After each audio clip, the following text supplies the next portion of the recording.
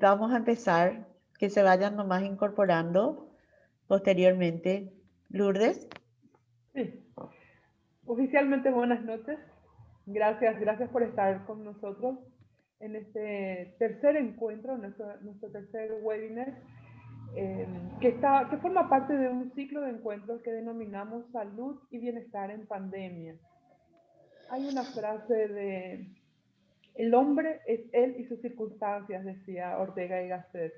En este momento creo que todos compartimos circunstancias similares, pero más allá de las circunstancias, estos encuentros tienen la intención de invitarnos a enfocarnos un poco en los recursos, las habilidades y las cualidades del hombre. Es decir, más allá de las circunstancias, enfocarnos por una hora que va a durar este encuentro en el hombre, en sus recursos, en sus capacidades. En este momento hablamos mucho de lo que es ansiedad y es muy bueno identificar los signos, las señales de la ansiedad, y es todavía mucho más importante combinar no solamente estos signos y estas señales con las estrategias que podemos utilizar. Una de las estrategias recomendadas son las actividades físicas. Pero ¿qué actividades? ¿Cómo? ¿Hasta qué circunstancias? Y bueno, para eso hoy tenemos dos invitados de lujo que van a estar con nosotros y le dejamos a Rubén para que nos presenten a los dos doctores. Gracias, muchas gracias por estar con nosotros. Muy buenas también a todos los presentes y a nuestros invitados de honor también hoy, de lujo, como está diciendo Lourdes. Vamos a tener la presencia del doctor, perdón, lo que son la tecnología. El magíster profesor doctor Julio Torales, doctor en medicina y cirugía de la Universidad Nacional de Asunción del Paraguay, especialista en psiquiatría clínica de la Universidad Nacional de Asunción, especialista en psiquiatría de la infancia y la adolescencia de la Asociación Psiquiátrica de América Latina y la Universidad Nacional de Villarrica del Espíritu Santo de Paraguay, especialista en psicoterapia cognitivo-conductual de la Fundación EICLE Argentina y Ackerman Institute for the Family de Estados Unidos de América. Máster en psicofarmacología de la Universidad de Valencia, España, jefe del Departamento de Salud Mental del Hospital de Clínicas, jefe del Departamento de Psiquiatría de la Infancia y la Adolescencia del Hospital de Clínicas, investigador del CONACYT, miembro de honor de la Asociación Mundial de Psiquiatría.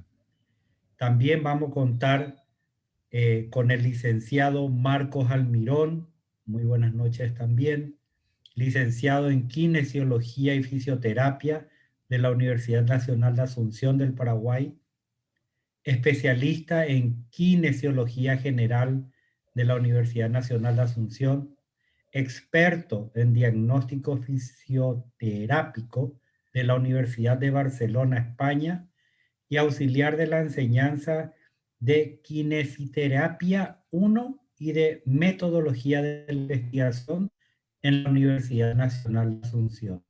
Estos son nuestros invitados de hoy que vamos a escuchar sus disertaciones. Y antes de empezar, creo que la mayoría de los que estamos acá le conocemos a ambos, ¿verdad?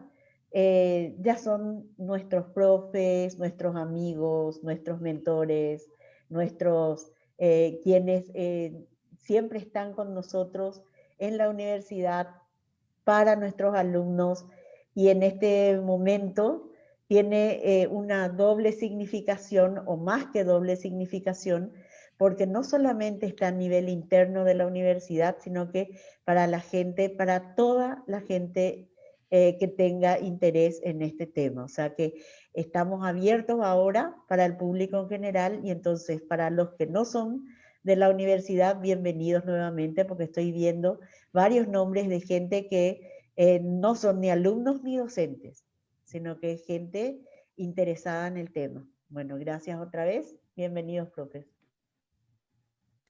Muchas gracias, Teresa.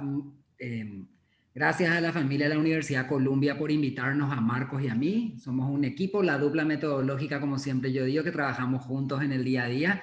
Y sí, nos sentimos realmente de la casa, pero hasta ahora no vimos el papel que diga que somos profesores visitantes. Estamos esperando la resolución del Consejo Superior, ¿verdad? Entonces, de paso ya le hincho al Consejo Superior Universitario y al rector a ver si nos quiere sacar un papelito que ya somos profesores visitantes de la Universidad Columbia. Y con más gusto vamos a dar las charlas.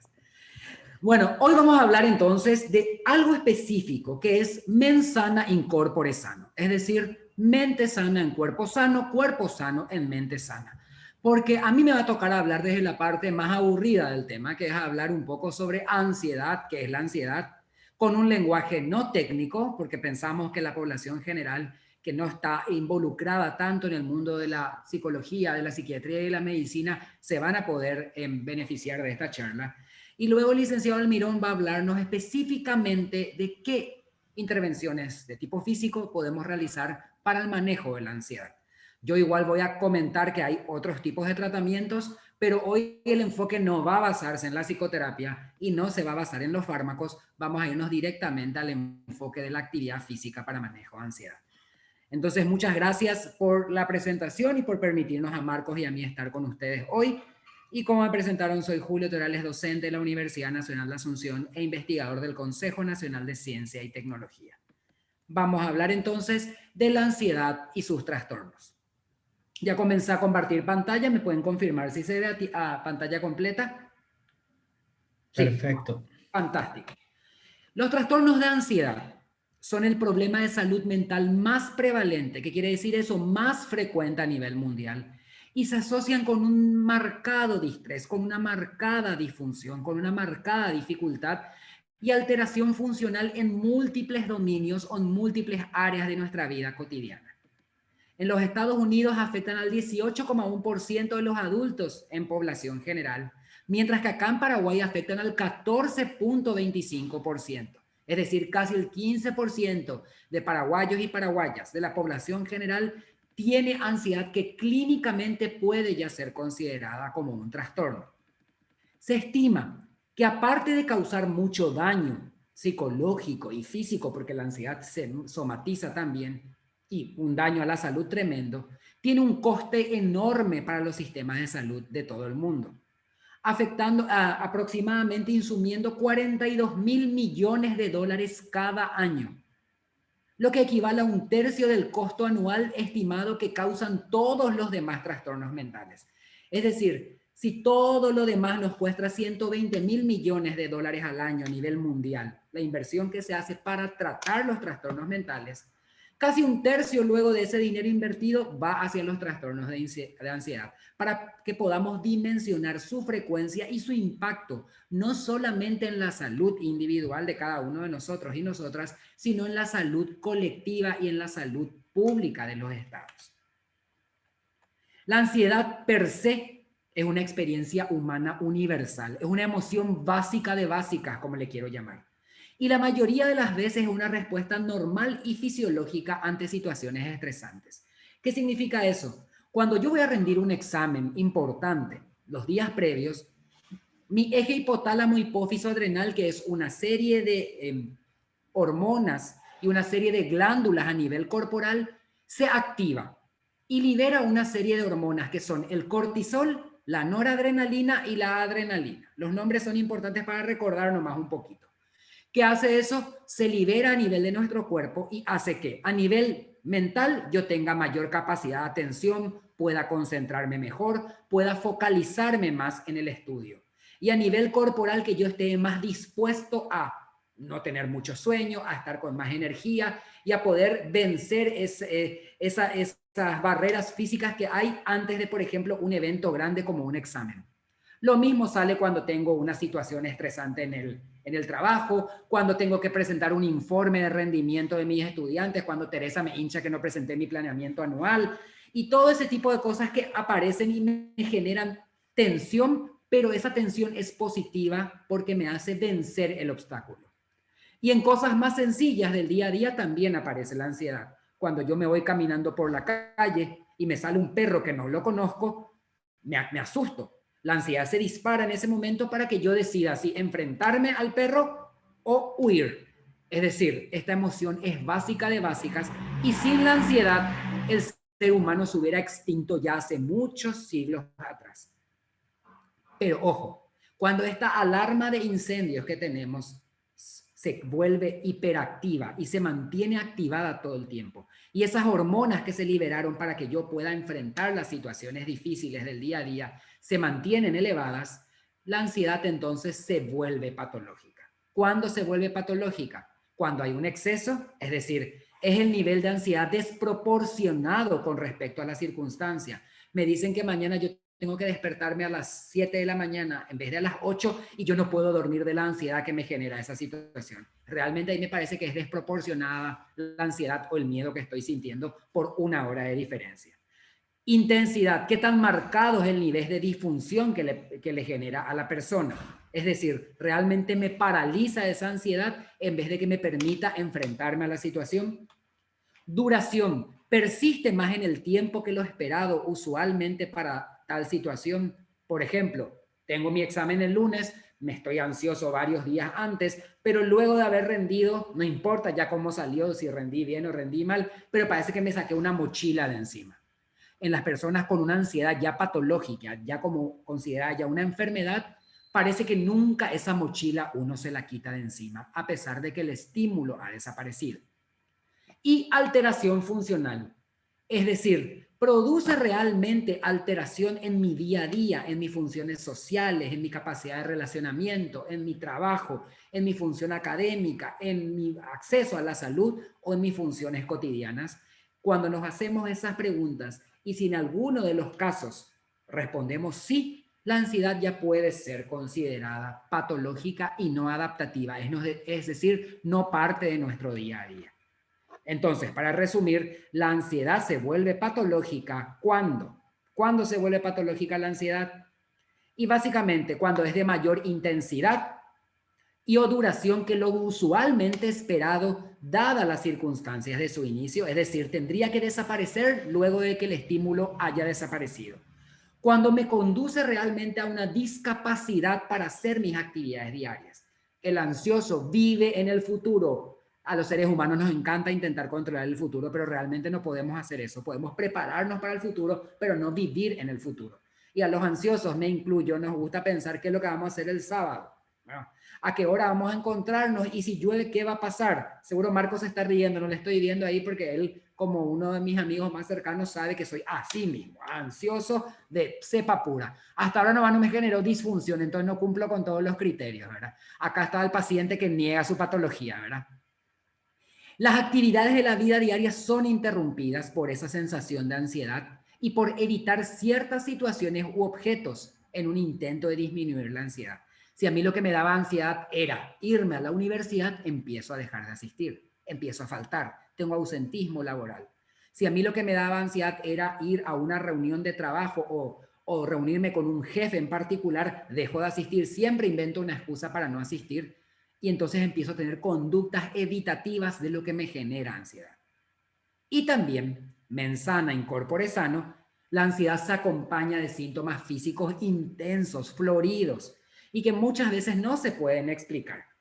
Por ejemplo, las personas ansiosas tienen mayores temblores, sensación de tensión muscular, dolores corporales, cefalea, dolores abdominales, típico del niño y del adolescente ansioso, que hace un síndrome de dolor abdominal recurrente, días previos a un evento que le va a costar mucho. Típica señal de bullying para los papás. Si los chicos, ahora que no estamos en presencialidad, es más difícil de ver, pero si los chicos todos los domingos a la tardecita me empiezan a hacer un dolor abdominal, eso tiene que relacionarse con la ida al colegio el lunes, es que se va a enfrentar con algún problema que le está causando mucha dificultad. Paremos la oreja ahí. Si el pediatra no encuentra nada que justifique ese dolor recurrente del abdomen, pensemos en síndrome abdominal, pensemos que es una somatización de la ansiedad. Mi querido profesor Martín Moreno, quien nos dejó el año pasado su tesis para especialista en psiquiatría de la infancia. Yo tuve el honor de que mi profe fue mi compañero de especialización en psiquiatría de la infancia, porque juntos nos recibimos. El profe Moreno, su tesis justamente fue síndrome de dolor abdominal recurrente, ¿verdad? En población pediátrica. Una tesis espectacular. Yo me fui hacia mi área de psicodermatología y hablé de la tricotilomanía, Pero Martín hizo eso y siempre le cito porque recuerdo que nos enseñó mucho con él. Era raramente que tu profe sea tu compañero a la vez. Era un profe de estudio, le llamaba yo, porque estudiábamos juntos y me enseñaba a la vez. Y también, aparte de acompañarse de síntomas físicos intensos, se acompaña de pensamientos, recuerdos intrusivos, según sea el caso, ¿verdad? Y típico del ansioso, cuando nos acostamos, todas esas preocupaciones del día a día aparecen en la cabeza. ¿Qué le pasa al ansioso? Al ansioso le cuesta conciliar el sueño. Típico del ansioso. A quienes estudian psicología acá, de ahí la importancia de aprender con lujo de detalle psicopatología. Yo enseñaba psicopatología en la Universidad de Columbia, ¿verdad? Porque la psicopatología es el lenguaje del psicólogo y el lenguaje del psiquiatra. Si no manejamos psicopatología, no vamos a saber clínica. No vamos a aprender clínica. Y si aprendemos clínica, la vamos a aprender de oído nomás, de memoria. Y eso no podemos hacerlo, tenemos que entender el por qué. Al ansioso le llegan los recuerdos intrusivos y los pensamientos recurrentes al acostarse y hace que le cueste quedarse dormido. A la persona con depresión, en cambio, se queda dormido, pero se despierta cada tanto durante la noche o se despierta mucho antes de la hora determinada. Esos son signos semiológicos muy importantes que hay que preguntar porque nos guía a nosotros, a los profesionales de la salud, para hacer el diagnóstico. Y la gente de la población general que me está escuchando, piensa un poco de paso cómo está durmiendo. Imagínense que este hombre esté detrás de nosotros ahora mismo. ¿Cómo nos sentiríamos si cada uno de nosotros tiene un hombre que le está apuntando con un arma de fuego? Obviamente nos sentiríamos con miedo, con ansiedad, con temor a que algo grave nos suceda. Ahora, ¿cómo sería vivir con esta sensación todo el tiempo, toda nuestra vida, coloreando nuestra día a día? Así viven las personas ansiosas, con temor de que algo grave va a suceder y ellos no pueden determinar cuál es la situación que les está generando ese estrés. Sienten que todo el día están siendo apuntados con un arma de fuego. Es decir, se sienten todo el día amenazados. Esta es la sensación típica de una persona que tiene un trastorno de ansiedad. Desesperante, ¿verdad? Por eso es importante que podamos hacer el diagnóstico, podamos recurrir a los especialistas y podamos utilizar estas herramientas que tenemos ahora, no solamente los fármacos y la psicoterapia, sino el ejercicio físico que nos va a hablar el licenciado Almirón después, como mecanismos para manejar estos síntomas que algunas veces quieren gobernar nuestra vida y no nos dejan ser realmente libres. Siempre yo digo, citándole a Albert A., que la psiquiatría y la psicología son patologías de la libertad, es decir, los trastornos que estudian. Porque cuando tenemos un trastorno de la salud mental, lo que estamos es atados a una situación que nos impide ser libres y nos impide autorrealizarnos. Y las personas con ansiedad no son libres definitivamente porque están controladas por esta sensación todo el día. Y además de esa sensación de miedo intenso, se acompañan de síntomas clínicos físicos, fisiológicos, que ya les conté algunos, pero aparte el paciente está como hiperagitado todo el día, pupilas dilatadas, aumento de la frecuencia cardíaca, palpitaciones o como se dice en nuestro querido guaraní, corazón pereré, que todo el día está acelerado, respiración acelerada. Entonces, cuando nosotros percibimos una situación como amenazante, nosotros los seres humanos nos damos cuenta que vamos a enfrentarnos a una situación amenazante, un examen, un problema en la casa, problemas económicos, una situación difícil del día a día. ¿Qué hacemos? ¿Nos preparamos para luchar o para huir? Pero una vez que la situación amenazante se haya resuelto, nuestro estado corporal fisiológico vuelve a la normalidad. A no ser de que esas situaciones sean más continuas que episódicas y se sobrepase nuestra capacidad de adaptación. Entonces, estar bajo estrés todo el tiempo altera la evaluación que hacemos sobre la amenaza y todo nos parece amenazante finalmente. Y no sabemos determinar qué realmente es una amenaza y ahí la ansiedad que tenía que haber aparecido para situaciones específicas aparece todo el día. Esto es muy importante para quienes son jefes o tienen un rol de autoridad en sus diferentes instituciones. Los mejores ambientes de trabajo van a ser aquellos libres de estrés. No, es imposible, me dirían, claro, pero el estrés tiene que aparecer de manera episódica. Yo estoy en autoevaluación de la carrera de medicina de la filial Santa Rosa de la Guardia. Mis picos de estrés están subiendo y bajando. Espero que cuando me venga el informe y sea de carrera acreditada, mi pico de estrés baje. Pero vivir en una situación estresante todo el día y no aprender también a descansar y algunas veces desconectarnos, aprender a oler las rosas, es una frase que me gusta mucho, frenar un poco, aprender a oler las rosas, disfrutar del momento. Esta pandemia lo que nos hizo aprender es que el mundo perdió la prisa luego.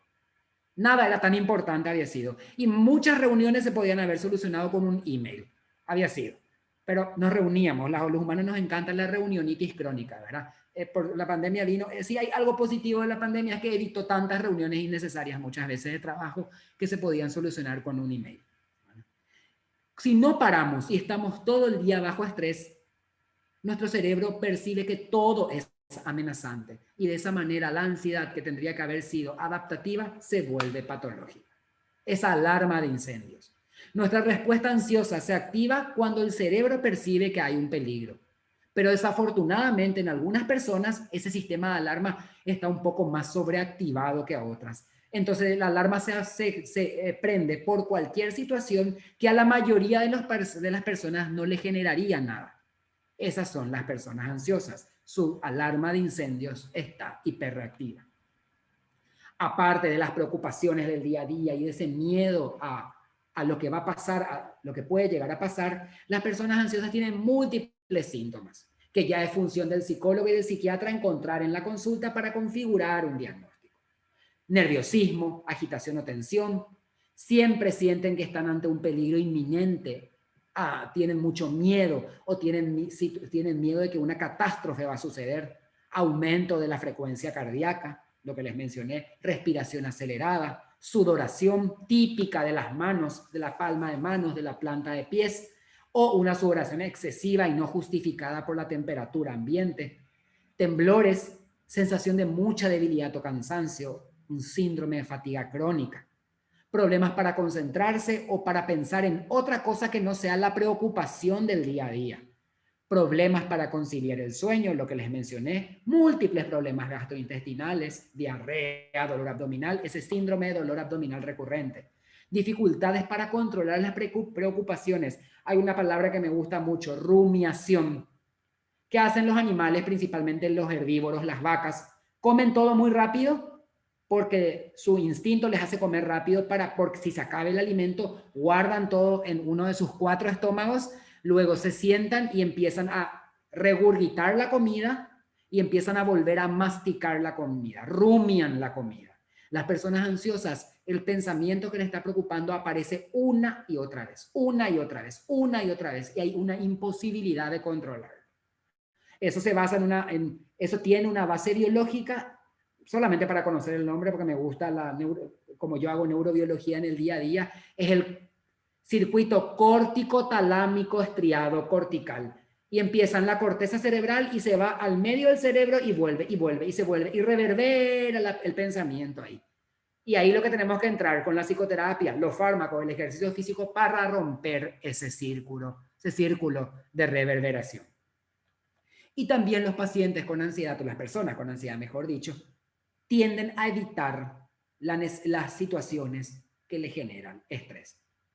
Y empiezan a faltar al trabajo, a la universidad, a reuniones con amigos, y empiezan a aislarse cada vez más. Acuérdense, muy difícil encontrar trastornos puros en la psiquiatría y en la psicología. Y muchas de estas personas que iniciaron con una ansiedad se complican finalmente con otros trastornos, como por ejemplo, trastornos depresivos, trastornos de desórdenes de la personalidad, consumo de sustancias, abuso de alcohol para calmar los nervios, etc.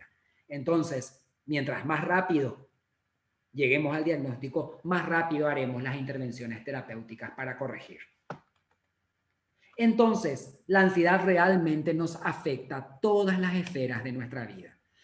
Nos afecta a nuestro aspecto físico, porque estamos hiperactivados autonómicamente, tenemos mucha adrenalina, noradrenalina, y eso hace que al final uno, primero, se canse porque está fatigado por la cantidad de hormonas circulantes, y se manifieste también en esas palpitaciones, la dificultad respiratoria, la tensión muscular. El paciente ansioso típicamente tiene dolor de cabeza en cinturón, le llamamos nosotros, que es cefalea tensional, es como un cinturón que esté alrededor de la cabeza, y ese cuello duro, ¿verdad? La cefalea tensional que se expresa a nivel del cuello, que hace que a veces sea imposible de aguantar el dolor.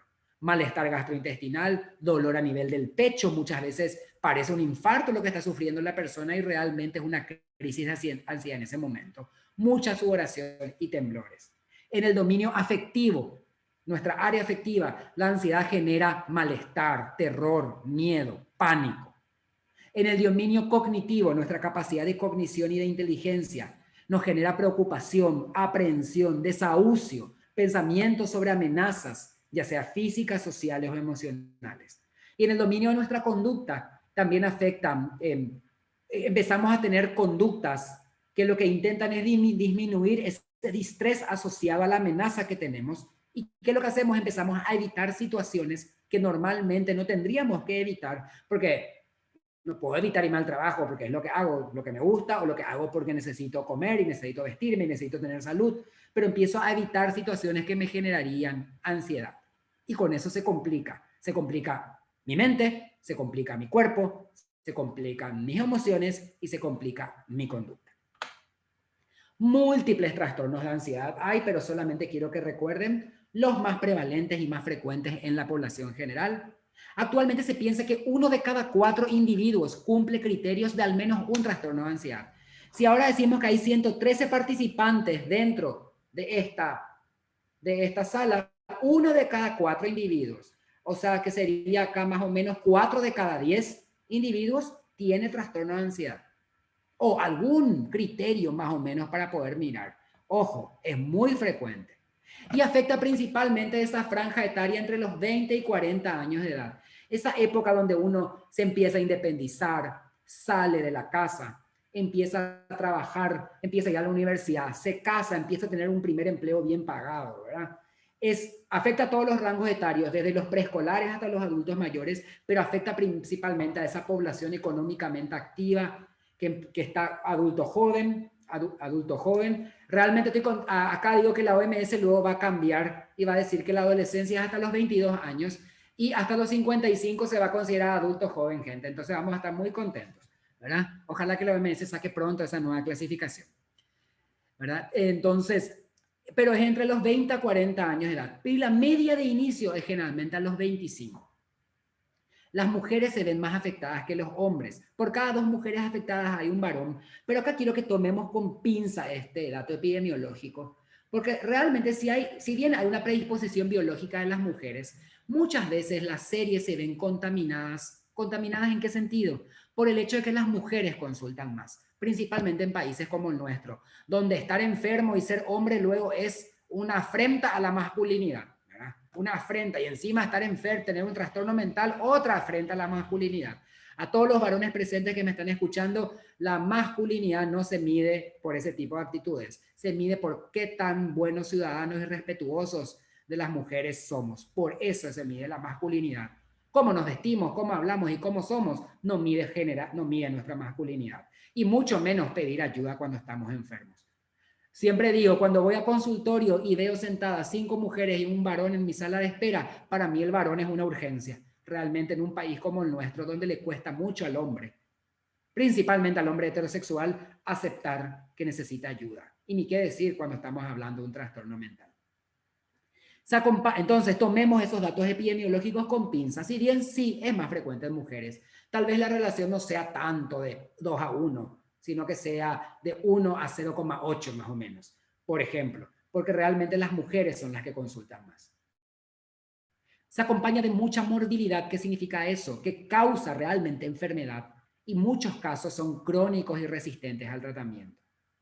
Muchas veces dura casi 5 años antes que la persona consulte e inicie tratamiento. Imagínense 5 años viviendo con este monstruo, con esta mochila por las espaldas. Porque la gente no consulta, ya sea porque no accede a terapeutas adecuados o porque realmente no quiere aceptar que está con un trastorno o su entorno íntimo no le ayuda a hacer la consulta. Y los más importantes son, solamente 2 les voy a contar. El trastorno de pánico y el trastorno de ansiedad generalizada, porque hay muchos, pero la idea acá es que conozcamos los síntomas generales. El trastorno de pánico es lo que se llama también crisis de angustia o trastorno de angustia. Se acompaña de un pico grande de miedo, pico de ansiedad, que tiene los siguientes síntomas asociados: palpitaciones, sudoración, temblores, sacudidas, La persona dice que le falta aire, que no puede respirar y típicamente se lleva la mano al cuello, como que le falta aire. Se toca el pecho, dice que siente dolor en ese momento. Se le adormece el brazo, generalmente el brazo izquierdo. Entonces yo veo una persona que no puede respirar con dolor de pecho y adormecimiento del brazo izquierdo. ¿Qué es lo primero que voy a pensar? Un infarto del corazón, un ataque cardíaco. Un ataque cardíaco. La importancia de un diagnóstico diferencial rápido, porque obviamente no es lo mismo manejar una crisis de pánico que un ataque cardíaco, ¿verdad? Pero eso muchas veces le confunde, incluso a mis colegas médicos menos avesados en la psiquiatría, les confunde y se hacen pruebas diagnósticas innecesarias para lo que claramente es un trastorno de ansiedad. También se acompaña de inestabilidad, de desmayos, de sensación de que la realidad o lo que me rodea no es real, eso se llama desrealización, o sensación de que yo estoy separado de mi cuerpo, que yo me estoy viendo a mí mismo. Es como que yo salí de mi cuerpo y me estoy viendo a mí mismo ahí sufriendo. Eso se llama despersonalización. Miedo a perder el control, miedo a volverse loco, entre comillas, porque los pacientes te dicen, siento que en ese momento me voy a volver loco. Miedo a morir y otros síntomas. Esa es una típica crisis de pánico. Cuando aparece esta crisis de pánico y no tenemos cómo acceder en ese momento a un fármaco o no tenemos con quién consultar, primero tenemos que estar tranquilos porque la crisis de pánico dura 10 minutos y desaparece. Pero si queremos apurar que desaparezca, lo que podemos hacer es la recomendación que siempre damos a población general, que agarren una bolsa de papel, esa bolsa que viene el pan, pero de papel, no de plástico, no de polietileno, y se respire dentro de la bolsa. ¿Qué es lo que está pasando en una crisis de pánico? Al respirar muy aceleradamente, nosotros perdemos dióxido de carbono. Básicamente hay una alteración de los gases sanguíneos que hace que los síntomas de la ansiedad se disparen. Al respirar yo dentro de una bolsa puedo reciclar ese dióxido de carbono, por decirlo mal y pronto, y restituyo eso dentro de mi sangre y disminuyen los síntomas. Entonces, ante una crisis de pánico, si no está un centro de salud cercano, si no puedo llamarle a mi psicólogo, si mi psicólogo no me atiende el teléfono, o si mi psiquiatra tampoco, a veces estamos durmiendo o a veces no tenemos el teléfono cerca, ¿verdad? Y eso no nos hace malos profesionales. También recuerden siempre que tenemos que descansar también nosotros. Si no tomamos la llamada a tiempo, bueno, no lo pudimos hacer lastimosamente, ¿verdad? La gente tendría que saber, o todos tenemos que saber, que esa es una buena forma de manejar un trastorno de pánico hasta que podamos hablar con alguien. Y el otro trastorno más frecuente es la ansiedad generalizada.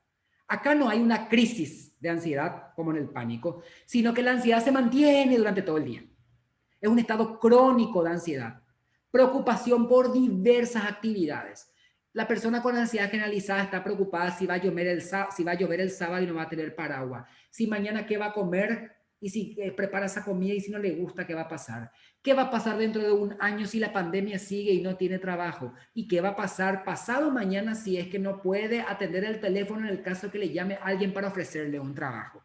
Imagínense, son preocupaciones del día a día, pero que todas aparecen a la vez y hacen imposible que la persona esté tranquila. Y a su vez, esas múltiples preocupaciones se acompañan de inquietud, de fatiga, de dificultad para concentrarse. Son personas muy irritables, que responden mal a las órdenes, toleran muy mal la frustración, tensión muscular y también disturbios del sueño. Estos criterios no hacen falta. ¿Qué es lo que podemos hacer? Importante, los trastornos de ansiedad se diagnostican, todos se curan, todos se tratan, la mayoría se curan y aquellos que no se curan se controlan. Y uno diría, ay, quiere decir que algunos trastornos mentales no se curan. Y yo siempre le respondo, algunos trastornos físicos tampoco. La diabetes no se cura, se toma medicación de por vida o insulina de por vida. La hipertensión arterial, yo no conozco todavía que alguien se haya curado de hipertensión arterial. De por vida se toma. Pero parece que cuando hablamos de salud mental, de manera peyorativa queremos decir, ay, voy a tener que seguir tomando mi medicamento o consultando siempre. Y no tengamos miedo de que eso nos pase. Hay gente que realmente va a requerir tratamiento de por vida. Así como para las enfermedades físicas se requiere de tratamiento de por vida. El lupus, una enfermedad reumatológica, no se cura. Y yo no escucho que la gente diga, ay, no, mira, falta de fuerza de voluntad, no se quiere curar nomás de su lupus. No. Así como hay enfermedades físicas que se pueden controlar muy bien y no se curan, también hay enfermedades mentales que no se pueden curar utilizando lo más amplio de la acepción de la palabra curación, ¿verdad? Como ausencia de enfermedad. Pero la mayoría sí se cura, con buen tratamiento, con un diagnóstico precoz. ¿Y qué podemos ofrecer psicólogos, psiquiatras y fisioterapeutas? Primero entramos los psiquiatras y los psicólogos. Los abordajes psicoterapéuticos, psicoterapia con psicólogos entrenados en el manejo de trastornos de ansiedad, medicación psiquiátrica, y acá hago un paréntesis, dejemos de satanizar y demonizar a la medicación psiquiátrica, que bien utilizada, con enfoque de derecho centrado en la persona, funciona y funciona muy bien. Ah, doctor, pero mi paciente, mi mamá toma y vive dopada, entonces o se equivoca tu médico o se está equivocando tu mamá con la medicación. Hay que pedir una segunda opinión. Si alguien vive dopado, o se está equivocando tu médico, o el paciente no está cumpliendo bien el tratamiento. Siempre digo, la medicación funciona y funciona bien toda vez que es bien indicada. Pero hoy nuestra charla no se va a basar en esto. Quiero decirnos más que existe la psicoterapia y funciona bien, evidencia plena de que funcione, y existen los fármacos, funcionan bien, evidencia plena de que funcione. Algunos van a requerir fármacos, algunos van a requerir psicoterapia y algunos pacientes van a requerir la combinación de ambos, que es lo más frecuente que hacemos en el día a día, porque hay casos que requieren de una combinación. Y aparte de eso, psicólogos y psiquiatras tenemos un gran apoyo ahora en los fisioterapeutas. Y los fisioterapeutas nos ofrecen la actividad física y ejercicios físicos basados en la evidencia que van a ayudar a desactivar ese cuerpo y a volver a hacer que las hormonas de estrés bajen, y van a ayudar a que los tratamientos que estamos haciendo para la ansiedad mejoren. Incluso la fisioterapia, el ejercicio físico, la actividad física, de por sí sola ya funciona para la ansiedad leve o para la depresión leve. Es decir, tenemos una herramienta más que podemos explotar, y sabemos que hacer ejercicio físico, muchos me pueden decir, es caro irse a un gimnasio, caminar, hacer intervenciones en la casa, hacer algunas cosas que nos va a contar el seguro licenciado Almirón enseguida, no cuesta caro, requiere de fuerza de voluntad, iniciar el cambio, por eso está en nosotros. Gracias por escucharme ahora, y le vamos a pasar a Marcos para al finalizar tener seguro unas pequeñas preguntitas. Gracias.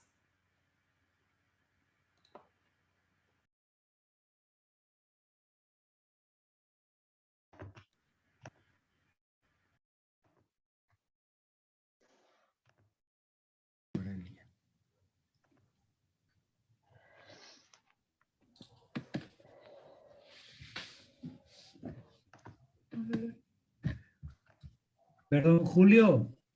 Disculpe, Sí. doctor. Sí. No sé si quiere que le leamos alguna de las preguntitas. ¿Va a responder ahora o va a responder nomás al final? Vamos a responder al final para que no se pierda Okay. la charla. Excelente. Seguimos. Bueno, muy buenas noches a todos. Antes que nada, muchas gracias a la comisión organizadora del webinar Bienestar y Salud en Pandemia de la Universidad Columbia por invitarnos al doctor Julio Torales y a mí, quien les habla, el licenciado Marcos Almirón, a participar activamente de este ciclo de conferencias. Muy bien, como bien ya mencionó el profesor Torales, algunos aspectos, ¿verdad?, que tienen que ver con lo que es ansiedad, ¿verdad?, y sus derivados, ¿verdad?, para lo que es, digamos, el manejo ya, digamos, psicofarmacológico y psicoterapéutico de cuadros de ansiedad. ¿Está bien?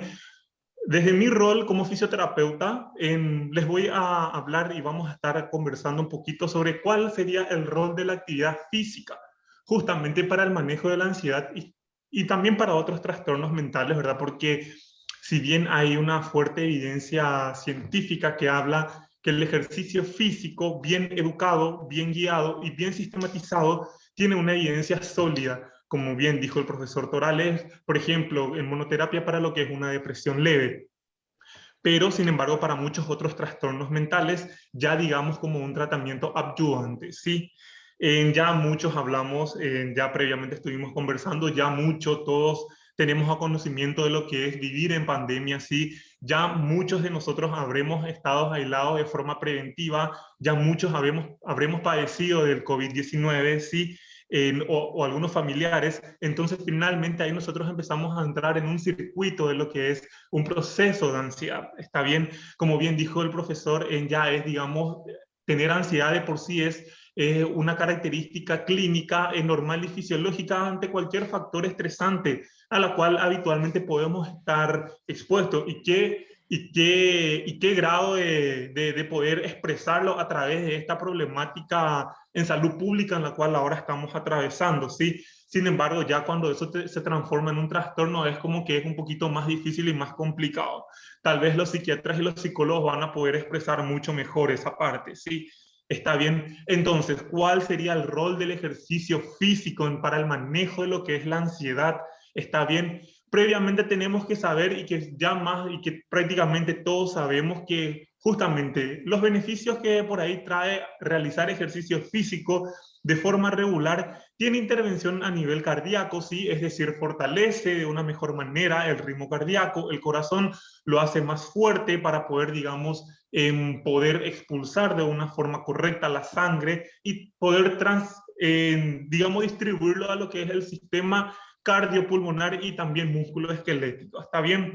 A través del ejercicio físico nosotros vamos a notar una mejoría en cuanto a lo que es, independientemente de lo que es fuerza muscular y actividad muscular. Muchas veces nosotros tenemos la intención de desarrollar ejercicio físico justamente para tener una mejor percepción de lo que es nuestra imagen corporal, ¿sí? O vernos más delgados, o vernos más tonificados en frente a un espejo. Entonces, de esa manera también obtenemos ciertos beneficios, ¿verdad? Pero sin embargo, vamos a ir un poquito más allá y vamos a evaluar o vamos a valorar lo que puede ofrecernos el ejercicio físico en cuanto a lo que es, digamos, la salud esquelética de nuestro cuerpo. Sí, está bien. Ahí entra a jugar un rol en cuanto a lo que es el bienestar psicológico. Vemos que el ejercicio físico puede tener, inclusive, como ya bien dije recientemente, cuestiones que tengan que ver con la imagen corporal, con la conciencia corporal. Vamos a ver un poquito sobre qué órganos y sistemas, aparte de lo que es la función cardíaca y la función muscular propiamente dicha, podemos obtener ciertos beneficios.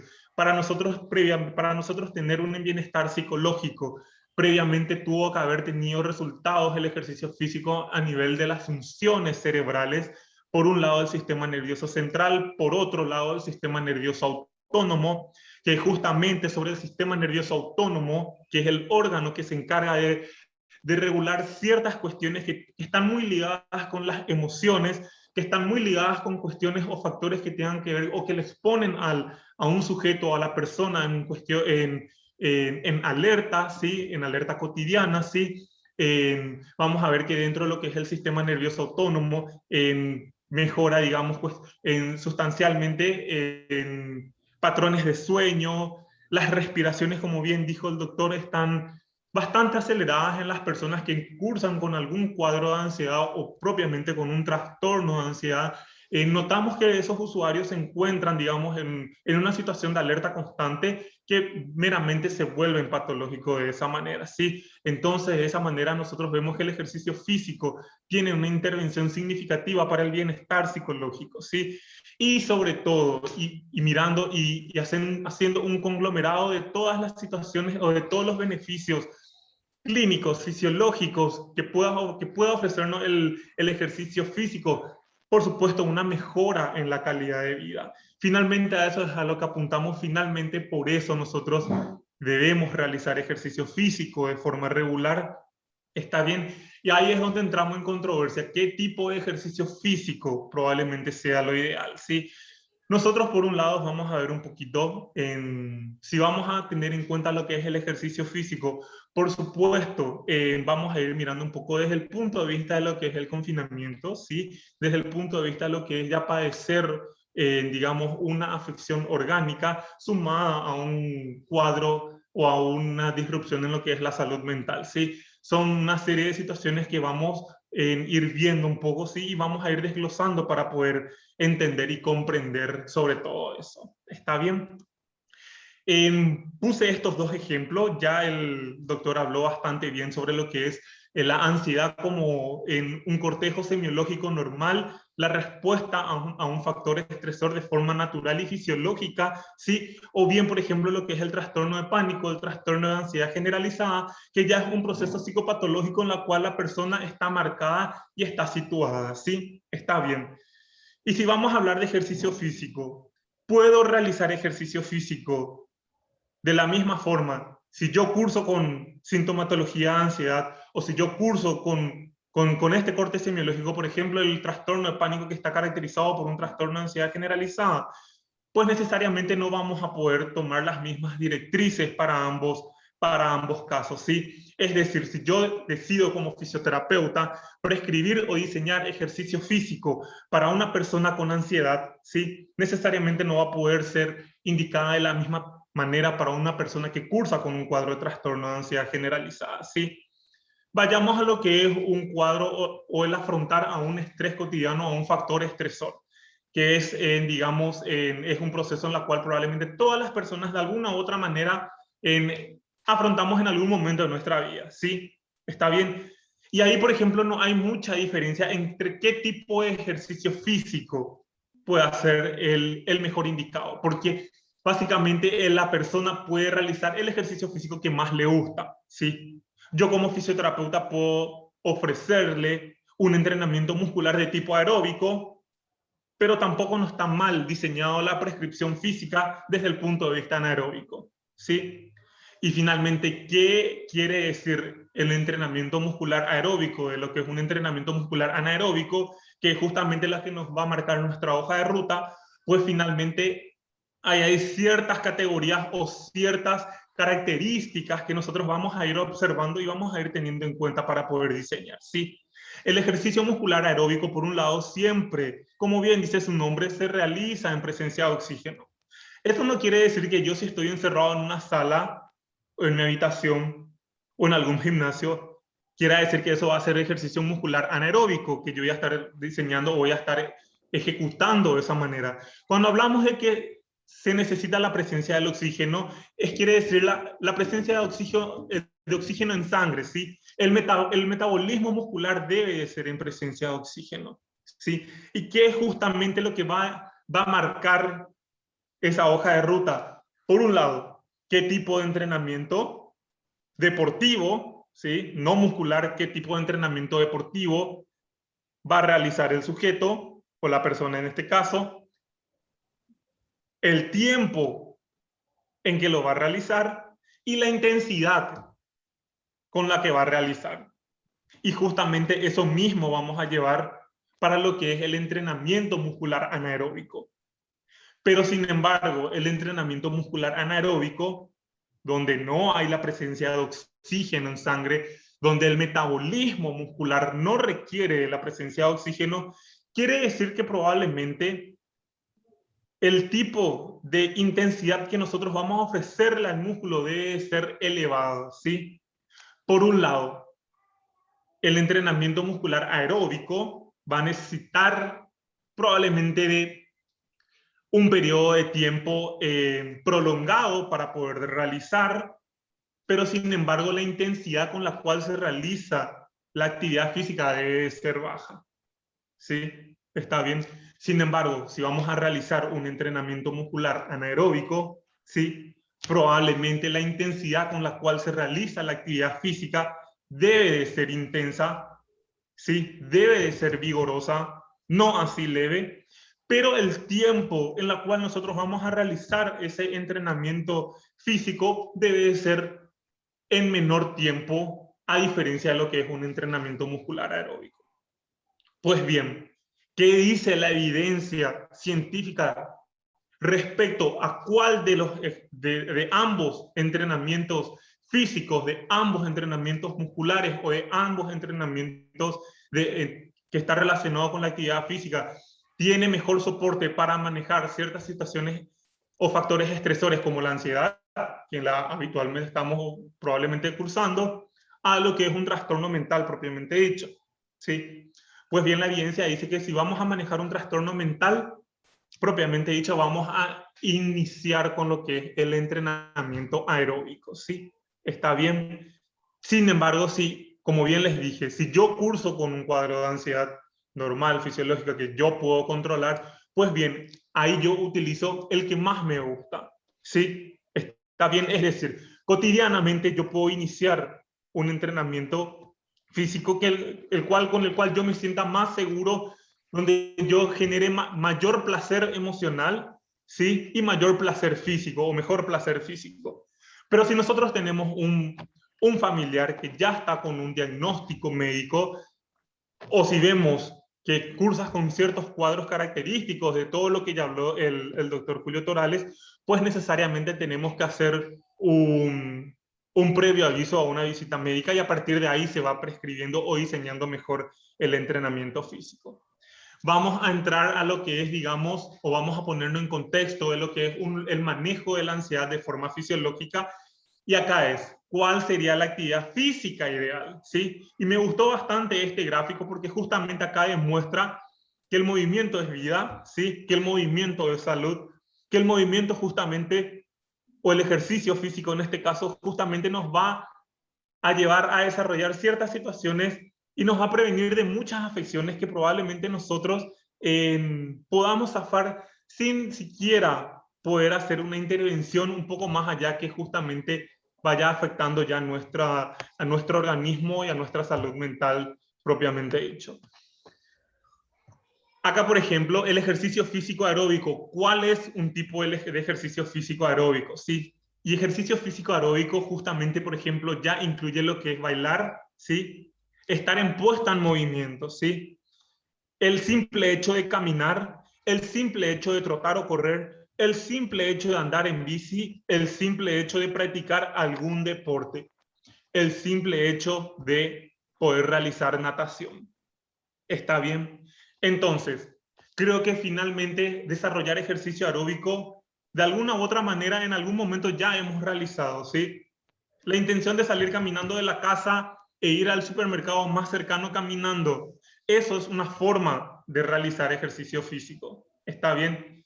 Pero para adquirir una característica más saludable, para adquirir una concentración y podamos sentir más ese, como bien dije, ese placer en cuanto a lo que es el ejercicio físico y poder conectar lo que es mente-cuerpo, necesariamente debemos realizarlo en una situación tranquila en donde nosotros podamos conectarnos con nosotros mismos. ¿Está bien? Entonces, esto, por ejemplo, es una forma de realizar ejercicio físico aeróbico. Y el ejercicio físico aeróbico ideal que podemos realizar es el que a nosotros más nos gusta. ¿Sí? ¿Está bien? Es el cual, si a mí no me gusta realizar natación, pues bueno, ando en bicicleta, ¿sí? Está bien. Si a mí no me gusta trotar, pues bien, camino solamente, ¿sí? Ahora bien, cuando vamos a hablar otra vez de cuál es o cuál es el mejor diseño, ¿sí? Si nosotros somos, digamos, en principio somos personas saludables, pues bien adelante. Si de por ahí hay ciertas cuestiones que tengan que ver con ciertas lesiones ya previamente, si nosotros, por ejemplo, queremos decirle a nuestros padres, bueno, vamos a partir de ahora a hacer ejercicio físico, tengamos en cuenta cuál es el estado de salud físico de nuestros familiares, ¿sí? Si por ejemplo nosotros sabemos que nuestros padres o uno de nuestros padres tienen, por ejemplo, una artrosis de rodilla, ¿sí? Un desgaste articular en la columna o la famosa lumbociatalgia, que es algo muy característico de las personas, pues bien no le vamos a hacer correr a nuestros familiares o nosotros mismos si nosotros estamos con esos diagnósticos clínicos, ¿sí? Vamos a ir haciendo o vamos a ir adaptando. Por eso es siempre importante consultar un poquito con los expertos o con los especialistas en cuanto a eso, ¿sí? Por ejemplo, la natación sería algo ideal, ¿sí? Por ejemplo, realizar bicicleta estática sería algo sumamente ideal, o la elíptica, ¿sí? Y ahí vamos a ir viendo y ustedes mismos ya se dan cuenta que cuáles son el arsenal o el conglomerado de tipo de actividad física que tenemos sobre la mesa y que podemos ir desarrollando. El ejercicio aeróbico, como bien dijimos, son ejercicios de larga duración, pero que necesariamente tiene que ser de baja intensidad, ¿sí? Es decir, debe ser una intensidad leve para que justamente la persona esté adaptada a un tiempo prolongado, ¿sí? Vamos a ver un poquito más adelante cuál sería la dosificación en cuanto a lo que es el ejercicio aeróbico, ¿sí? Muy bien. Y cuando vamos a hablar o vamos a prescribir o diseñar ejercicio de tipo anaeróbico, ¿sí? Bien dijimos que son ejercicios de corta duración, es decir, el movimiento esquelético, el movimiento muscular, el patrón de movimiento físico debe desarrollarse en un periodo de tiempo de corta duración, pero sin embargo tiene que ser lo más intenso posible. Y la intensidad probablemente lo den las repeticiones con las cuales vamos diseñando, ¿sí? Pueden observar finalmente que un entrenamiento anaeróbico es un poco más estático, ¿sí? A diferencia de un entrenamiento en aeróbico, ¿sí? En el entrenamiento aeróbico hay más patrón de movilidad, ahí el patrón de movimiento está completamente suelto, diseñado justamente para poder adoptar ese tipo de entrenamiento. Sin embargo, el entrenamiento anaeróbico debe ser un poco más estático, y acá es donde nosotros justamente entramos en conflicto, porque por un lado son dos cosas, ¿sí? Por un lado, tiende a ser aburrido, ¿sí? Y por otro lado, está mal diseñado o mal prescrito, ¿sí? Y no quiero meter a todos los preparadores físicos, a todos los entrenadores funcionales en una misma bolsa, porque conozco muy buenos entrenadores, pero ya me pasó a mí que cursé con un cuadro de ansiedad, decidí ir a un gimnasio y salí más aburrido de lo que por ahí podía gustarme ese entrenamiento, ¿sí? Y dentro del gimnasio está el común denominador, que justamente es el entrenamiento con pesas. ¿Está bien?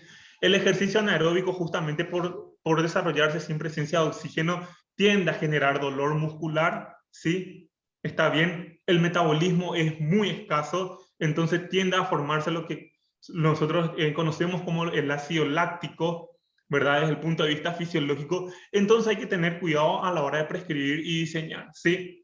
No vaya a ser que queremos ayudar en algo y terminamos perjudicando, ¿sí?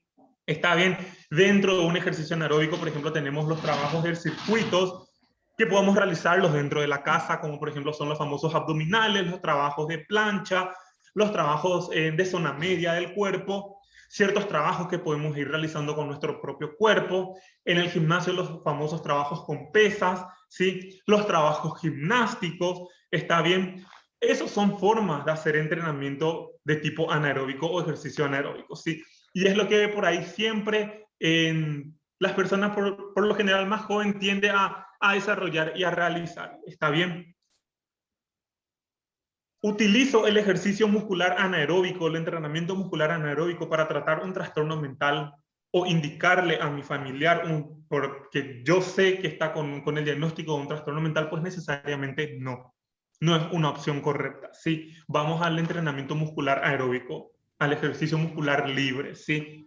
Que consuma oxígeno, que metabolice, digamos, la glucosa en sangre, ¿sí? Y el entrenamiento anaeróbico dejamos para aquellos que desean realizar ejercicio físico y que puedan realizarlo. ¿Está bien? Hay una variedad de formas de cómo se pueden realizar, como ya habíamos mencionado, ¿sí? Entonces, justamente acá, la dosificación del ejercicio físico, ¿está bien? Si nosotros vamos a realizar de tipo aeróbico, ejercicio físico de tipo aeróbico, siempre es recomendable realizarlo a un 60% de la capacidad cardíaca máximo, ¿sí? Y es por una simple fórmula que tiene que ver con el entrenamiento aeróbico hace una relación entre lo que es la frecuencia cardíaca máxima, ¿sí? Que es una regla simple, 220 menos la edad de la persona que lo va a realizar, y ese resultado se multiplica por 0.6. El ejercicio aeróbico tiene que trabajarse sobre el 60% de la capacidad máxima cardíaca. ¿Está bien? Entonces, si ustedes ahora mismo usan la calculadora de su celular, ¿sí? Hacen la resta de 220 menos la edad de cada uno, y eso dividen por 0.6, ahí tienen un valor. Vamos a ver, yo tengo 29 años, decido realizar ejercicio físico desde el punto de vista aeróbico, entonces voy a hacer el cálculo, ¿está bien? Que sería 220 menos mi edad, que son 29 años, y eso voy a multiplicar por 0.6, que es el 60% del rendimiento cardíaco. Es decir, yo no debo superar una frecuencia cardíaca máxima o una frecuencia cardíaca de 114 puntos de 114,6 o 115 latidos cardíacos por minuto. ¿Está bien? Se puede tolerar hasta el 70% de ese rendimiento máximo. Está bien para un trabajo aeróbico. Pero, ¿qué es lo que pasa si nosotros superamos ese rendimiento máximo del 70% y llegamos tal vez a un 80%? Pues necesariamente ahí ya estamos entrando en un entrenamiento de tipo anaeróbico y ahí estamos finalmente saliendo de lo que nosotros estamos buscando, lo que idealmente estamos realizando. ¿Sí? Está bien, entonces es muy importante tener en cuenta eso. Vamos a hacer un poquito el cálculo. 220 ustedes pueden realizarlo con sus propias calculadoras, menos 29, y vamos a multiplicar por 0.8, que es el trabajo muscular anaeróbico, y ahí finalmente yo puedo realizar ejercicio físico a una capacidad en latidos cardíacos de 153 latidos por minuto. ¿Se dan cuenta la diferencia en latidos por minuto que se genera si nosotros no dosificamos bien el entrenamiento muscular que deseamos? ¿Sí? Y siempre va a haber un error más si tratamos de intervenir desde el punto de vista aeróbico. ¿Está bien? Si nosotros vamos a realizar, por ejemplo, como bien dijimos, lo que es la caminata, en saltitos en cuerdas, en trotes, bicicleta, etcétera, bueno, vamos a ir teniendo en cuenta eso. Ahora bien, si nosotros vamos a indicar siempre lo que es para trabajo en pesas o trabajo con el propio peso corporal, vamos a manejarnos siempre más con repeticiones, ¿sí? Y ahí es donde siempre vamos a los gimnasios. Bueno, vas a hacer 4 series de 10 repeticiones. Un clásico en escuchar y que te indiquen eso en el gimnasio finalmente, o probablemente el resultado que deseamos buscar no va a ser lo que nosotros queremos, estamos esperando. Siempre que vamos a realizar entrenamiento muscular anaeróbico, vamos a tener en cuenta qué es lo que yo quiero ganar, o fuerza muscular o resistencia muscular. Pues bien, si yo quiero ganar resistencia muscular, voy a realizar más repeticiones, ¿sí? Por ejemplo, entre una repetición, si yo voy a hacer levantamiento de pesas, voy a trabajar con mi propio peso, en sentadilla, por decir así, vamos a realizar, digamos, una serie o 3 series de 15 repeticiones de sentadillas. Ya es suficiente si yo quiero ganar resistencia muscular, ¿sí? Pero ahora bien, si yo quiero hipertrofiar, necesito más carga, necesito más peso, ¿sí? Y ahí vamos a ver un poquito en menos repeticiones también, ¿sí? Está bien, y ahí vamos a ir viendo un poquito, son entre 8 a 10 repeticiones, también en un conglomerado de 3 series, ¿está bien? Eso es básicamente lo que nosotros tenemos que ir teniendo en cuenta: dosificar bien el ejercicio físico y no realizar por realizarlo nomás, porque finalmente no vamos a obtener tampoco el patrón que nosotros estamos deseando, ¿sí? Los estudios hablan si vamos a realizar entrenamiento aeróbico o vamos a hacer ejercicio físico libre, ¿sí? Ya sea caminar, trotar, andar en bici, etcétera. Son 150 minutos por semana. Esos 50 minutos por semana nosotros podemos dividirlos por 5, o sea, dividir en 5 días, dividir en 4 días o dividir en 3 días. Pero siempre es importante hacerlo en intervalo de días, es decir, por lo menos 3 veces por semana. ¿Está bien? 3 veces por semana es lo ideal de hacer ejercicio físico. Sí, si vamos a realizar ejercicio físico aeróbico, son 150 minutos, ¿sí? En promedio. Por supuesto, el ejercicio anaeróbico va a ser menos tiempo, pero también lo ideal es marcar una hoja de ruta de 3 veces por semana. ¿Está bien? Entonces, ¿qué más se puede hacer? Y mucho más. ¿Está bien? Pero la intención es justamente que puedan conocer un poquito, que puedan entender, que seguramente lo saben, pero dosificar de forma correcta. ¿Está bien? Si tenemos un familiar que ya cursa con un trastorno mental, ¿sí? Sobre todo si es un trastorno de ansiedad, ¿verdad? Que es a lo que justamente está dirigida la charla, sería interesante consultar con un especialista para que pueda dosificar de forma correcta.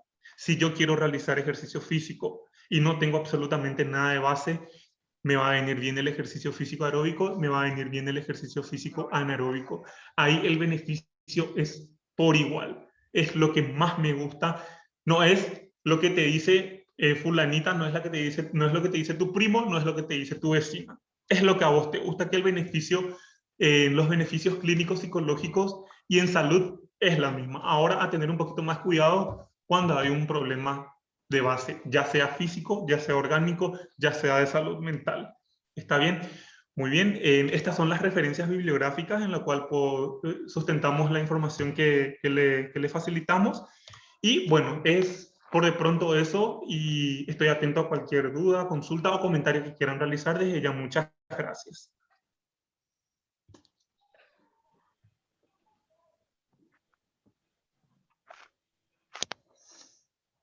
Gracias, muchas gracias.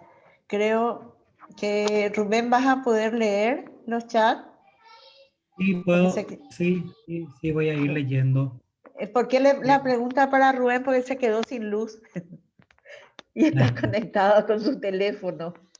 Bueno, no, acá queda todavía la batería en mi compu y es la luz de mi camarita y la pantalla que me está dando luz.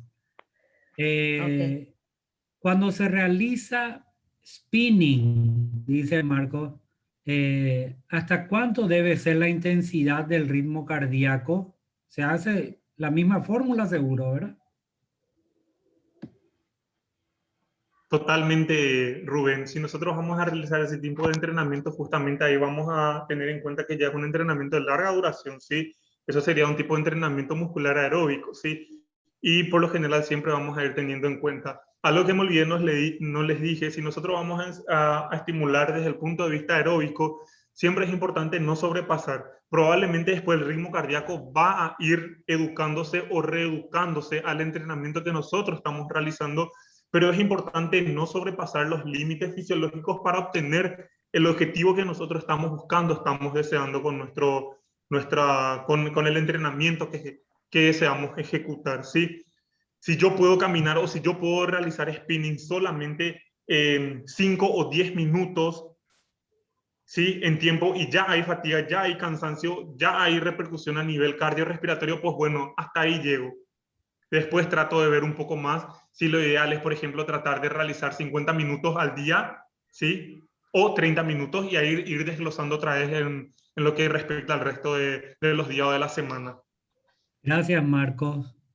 Julio, dice, perdón, hay una afirmación que dice que si se empieza a consumir fármacos, nunca más se sale y se va aumentando día a día. ¿Qué de cierto hay en esta afirmación? Esa es una falacia de la evidencia anecdótica. Una falacia, porque a alguien le pasó una vez, ya nos va a pasar a todos, ¿verdad? O también puede ser una falacia de la pendiente resbaladiza, que es que porque vos das un primer paso en una dirección se va a producir una bola de nieve y todo va a caer. No, para nada. Cada uno de nosotros justamente es diferente, seres humanos, diferentes, únicos e irrepetibles. Incluso los gemelos idénticos son diferentes, comparten el ADN tal vez, pero no comparten su psiqui. Entonces, cada uno de nosotros es diferente y lo dice un paciente recuperado. Yo, aparte de ser médico psiquiatra, yo hice un trastorno de ansiedad generalizada del libro, ¿verdad? Ahí se explican muchas cosas, ¿verdad? Pero hice un trastorno de ansiedad generalizada del libro en el año 2016, del libro. Conmigo se enseñaba la clase, ¿verdad? La ansiedad generalizada. El principal problema fue quién le iba a atender al profe, ¿verdad? Nadie se animaba a atenderme porque yo me quejaba de las intervenciones. No me sirve esto, esta droga no, esta no, este psicólogo no, él me va a retar, no. Hasta que consiguieron una psiquiatra de España que me tenga que atender, imagínense, para que sea de lejos.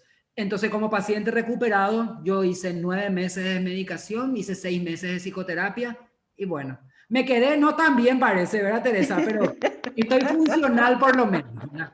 Y como dice mi profe, el profesor, la evidencia, por lo menos la evidencia, ¿verdad? Y como dice el profesor Brites Cantero, dice, otro de mis profes dice, todos somos como un auto que siempre tenemos algo descompuesto. Pero la idea es que el auto igual arranque y que podamos llegar a destino. Cuando el auto no arranca o cuando queda frenado a mitad de camino, ahí estamos disfuncionales. pero todos tenemos algo. O el caño de escape que suena un poco más fuerte, o la puerta que no se cierra bien, o el aire que no enfría. Es decir, todos tenemos algo. Y el que no tiene nada, realmente ya está en entropía y lo probablemente que esté muerto, ¿verdad? Bueno, muchos agradecimientos, muchas felicitaciones de parte de los participantes. Excelente, ambos profesionales, dice Romina Alfonso. El doctor Roberto Elías. ¿Tenés esperanza, Julio? El rector está diciendo excelente ambas presentaciones. Por eso lancé mi idea para el doctor, luego que muchos ya nos invitaron y todavía no vimos la resolución de profesor visitante, profe Elías. ¿Verdad? Alejandro Fernández también, buenísimas las presentaciones. Pidieron para poner la fórmula que ya se les dio para Marcos, ¿verdad? Muy buena la conferencia y la información a la que accedimos a través de los expositores y así sucesivamente. Por lo visto... Acá, Rubén, me llegó un mensaje privado claro. de Cintia. Cintia Ríos. De Cintia, exacto. Hola, Cintia. ¿Verdad? Dice, ¿la ansiedad genera estrés o el estrés genera ansiedad? Hablando de euestrés o diesestrés. Bueno, el estrés es básicamente las situaciones vitales a las cuales nosotros nos enfrentamos en el día a día, ¿verdad? El estrés puede ser positivo, que es el euestrés, ¿verdad? O puede ser negativo, distrés. El estrés psicológico intenso es el que termina enfermándonos a nosotros desde el punto de vista físico, generándonos alteraciones cardiovasculares, diabetes, síndrome metabólico, dislipidemia, y desde el punto de vista psicológico, el estrés es terreno fértil para que aparezcan el resto de los trastornos mentales. Nosotros hace poco hicimos una investigación en 2.206 ciudadanos de Paraguay sobre estrés psicológico durante la pandemia y puntuaciones elevadísimas. Si a esas mismas personas que tenemos sus contactos les seguimos dentro de unos meses, ¿verdad?, sin haber intervenido, lo más probable es que hayamos encontrado debuts de trastornos mentales en esas personas que tenían un estrés elevado, ya distrés en ese momento. Voy a leer lo que contestó Marco a la pregunta, al pedido de que se coloque la fórmula nuevamente. Es para el aeróbico 220 menos la edad por 0.6. Y el anaeróbico es 220 menos la edad por 0.80. Bueno, contesté por vos, Marcos, porque vos escribiste, pues. Entonces leí nomás lo que escribiste. Excelente, Teresa, muchas gracias. Bueno, por los tiempos voy a tener que despedirlos, agradecerlos infinitamente esta predisposición de haber tenido dos profesionales de altísimo nivel con nosotros hoy. Para todos los presentes e invitados de la Universidad Columbia también, como dijeron algunos de los participantes, por preocuparnos por la salud mental de toda esta gente que hoy estuvo escuchando. Y eso, vuelvo a repetir, gracias Julio Torales, gracias Marcos Almirón por compartir esta sapiencia, este conocimiento y experiencia de ambos. Y sobre todo porque estamos hablando de salud mental desde la salud, no estamos hablando de salud mental desde la enfermedad o desde el trastorno propiamente. Y eso es lo que queremos, ¿verdad? Y ustedes, eso es lo que nos dieron esta noche. Así que muchísimas gracias y gracias a todos. Y gracias por los aplausos también que nosotros estamos leyendo. Más que ustedes dos, nosotros estamos leyendo los aplausos. Pero les contamos que son muchísimos los aplausos. Gracias, Muchas Marcos. gracias, Teresa. Gracias, Julio. Gracias, Teresa. Gracias, Julio. Gracias a la universidad. Gracias, profesor Elías, por acompañarnos hoy. Y sigamos hablando de salud mental, porque finalmente, si nos quedamos callados, hay un problema, porque lo que no decimos no se muere. Lo que nos decimos se nos acumula en el cuerpo, se nos forma un nudo en la garganta, se nos transforma en ansiedad. Lo que no decimos no se muere, lo que no decimos nos mata. Recuerden eso siempre. Hablemos de salud mental. Gracias, genial, genial.